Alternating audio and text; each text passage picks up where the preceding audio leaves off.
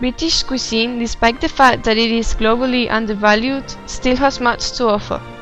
When talking about traditional British cuisine, we must take into account that the UK is made up of 4 different countries: Wales, England, Scotland and Northern Ireland. Consequently, a great variety of dishes can be found in each part.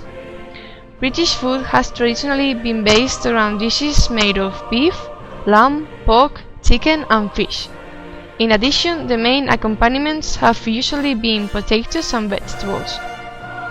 We will now focus on talking about the most representative dish of every country in the UK. To begin with, we will deal with England and its most popular dish, fish and chips. Fish and chips is reputed to be the traditional meal of England, and it was the first English takeaway dish that was commercially produced. It was also the first restaurant that allowed working class people to go out to have dinner. Fish and chips became popular in the 1860s with the arrival of the railway, which began to bring fresh fish from the East Coast cities. The fish, mainly cod, haddock, husk or plaice, is fried and covered with batter and is eaten with chips. Traditionally, the fish and chips were covered with salt and malt vinegar, and it was eaten using your fingers straight out of the newspaper where it was wrapped in. Nowadays, small forks and hygienic paper are provided to accompany the meal, and the chips go with different sauces. We'll now turn to Wales.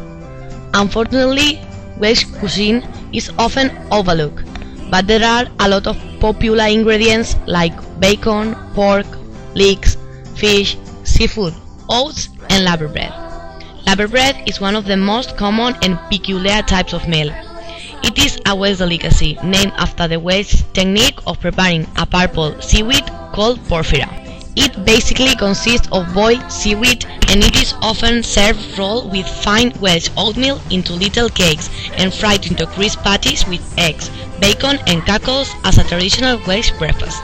In brief, Welsh cuisine above all offers simple yet filling and tasty meals that are well suited to hectic lifestyles and ideal for those that are cooking on a budget.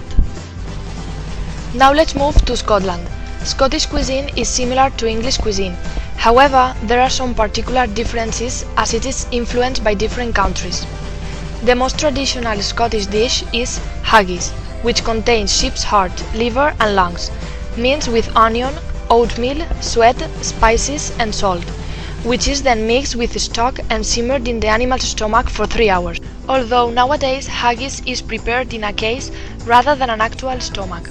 It is traditionally served with nips and tatties and accompanied by a drum, which is usually a glass of Scotch whisky. Haggis is normally eaten on Burns Night, which celebrates the life and work of the famous Scottish poet Sir Robert Burns, who is best known for his poems about Scotland and Scottish culture. Finally, we will explain a little bit about Northern Ireland. The historical roots of Northern Ireland's cuisine are found in the Republic of Ireland rather than in the United Kingdom. In Northern Ireland, the most popular dish is the Ulster fry. Its name refers to Ulster, one of the 4 provinces of Northern Ireland. Ulster fry, a brunch which is similar to the Irish breakfast, consists of bacon, eggs, sausages, vegetable roll, and white or black pudding, the far.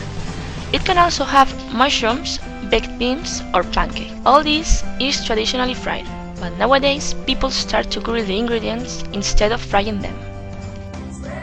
To conclude, we hope we have whet your appetite, set your taste buds a tingle and stirred your senses to sample some British cuisine. Spread a little love today, spread a little Bon appétit! my highway, spread a little something to remember.